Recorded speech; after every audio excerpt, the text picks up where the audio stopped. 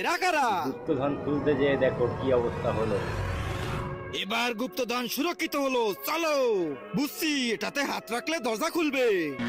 ওদের হাতে তো কাজ হবে রং না। পাসওয়ার্ড? তার মানে দরজা শুধু ওই সর্দারের হাতেই খুলবে। ধরে নিয়ে আসো ওকে।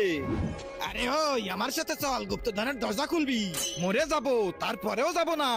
মার তাহলে, সর্দারকে চলো। মেরে ওর হাত সার কেটে নিয়ে শালারা। যাবে। এই নাও বস।